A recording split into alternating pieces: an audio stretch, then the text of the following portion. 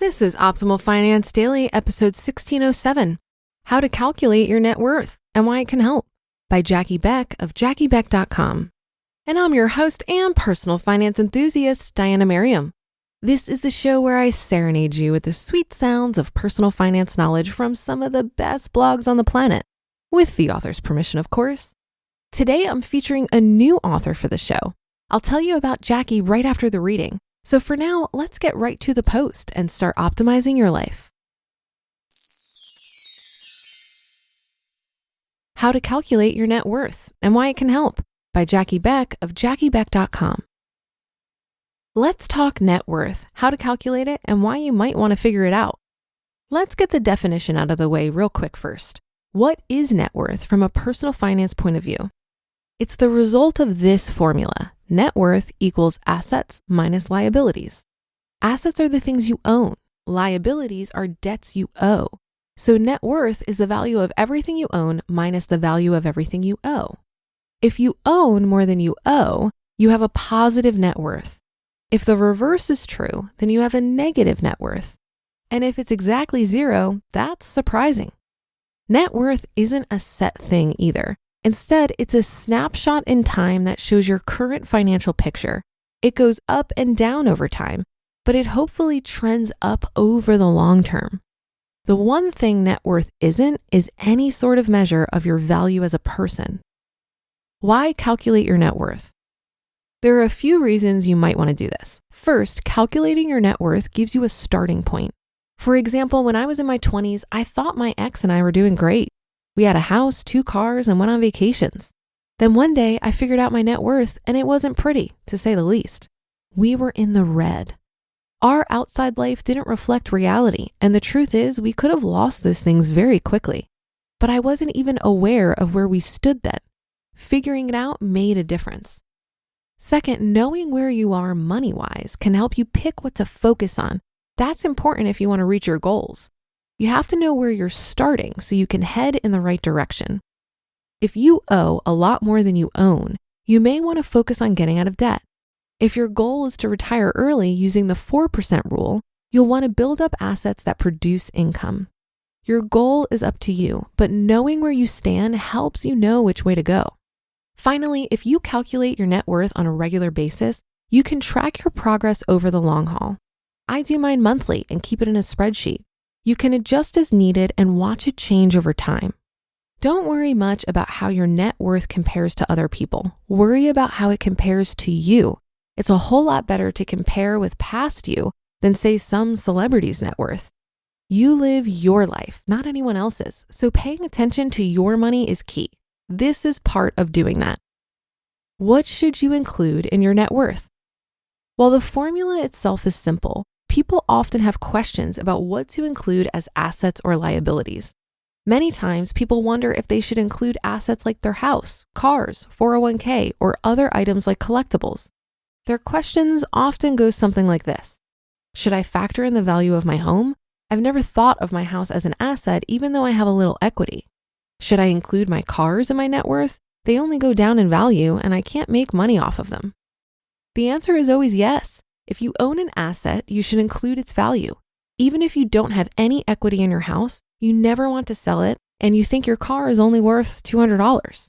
Otherwise, you're calculating something else instead, like investable assets for your FINE number, for example. It's okay if you want to figure out your investable assets separately too. There's nothing wrong with doing that, but that's not your net worth. It's something else. Again, your net worth is everything you own minus everything you owe. So include at least a fire sale market value of all your assets. If you leave things out, it gives you a distorted picture. You need a clear picture. Likewise, that means you should include all your debt.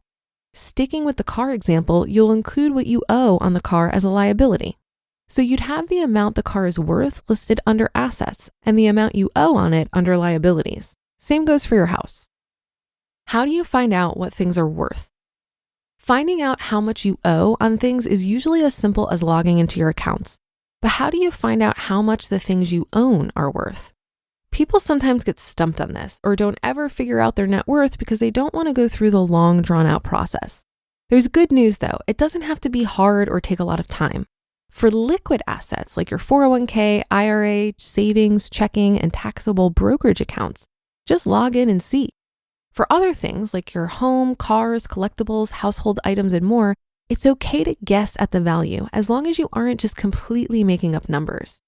Just be consistent over time about how you estimate the values and don't go wildly off base.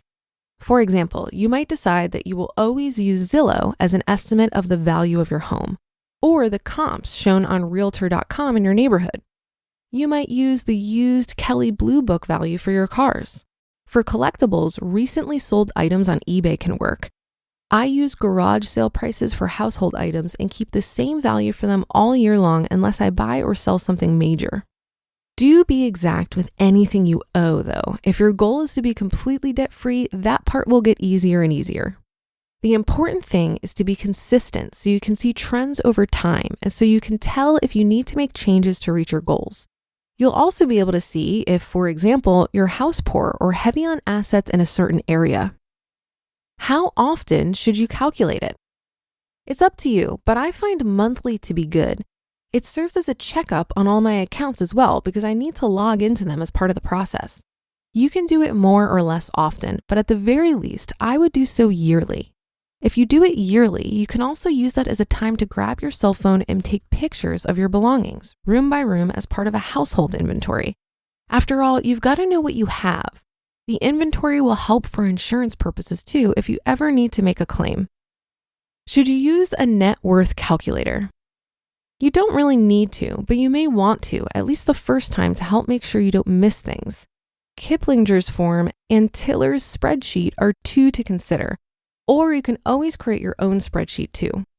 No matter what you decide, give figuring it out a try. You might be pleasantly surprised, or you might not. Either way, you'll know where you stand right now, and that's the first step to getting where you want to be. You just listened to the post titled How to Calculate Your Net Worth and Why It Can Help by Jackie Beck of JackieBeck.com. Thank you to Jackie. She has a master's degree from Arizona State University and has been writing about personal finance since 2006. After struggling with debt for years, she learned that paying attention to her money was the key to her financial future. She and her husband became completely debt-free, including their house, in 2012, after paying off more than $147,000, and $52,000 of that was consumer debt. She now helps others do the same. So thank you to Jackie for sharing her work with us, and come by JackieBeck.com for a lot more. If you've been listening to the show, you might recall a recent episode where I mentioned that your net worth is a much better indicator of your financial health than your credit score. So I'm glad we're able to break that down further in this episode. The main reason I track my net worth is for motivation, but I don't look at it too often because volatility in my investments causes my net worth to fluctuate. Over the long term, this is totally fine, but in the short term, it can be a little hard to watch. I use Personal Capital to track my net worth, which includes my house, but I don't include my car or other possessions. What's nice about Personal Capital is that it digitally hooks up to all your accounts and automatically pulls up-to-date information to calculate your net worth. It's also free. Taking the time to understand your net worth is really just an exercise in awareness, just like tracking your spending or engaging with a budget. Keep in mind that it's a helpful indicator, but it doesn't necessarily tell the whole story. For example, maybe you have a negative net worth because you got an expensive degree that will significantly increase your income over the course of your life. That doesn't mean your financial health is bad. This just means that your investment in yourself hasn't paid off in a way that's easily quantifiable. That should do it for another edition of Optimal Finance Daily. Have a great rest of your day, and I'll see you on the Wednesday show tomorrow, where Optimal Life awaits.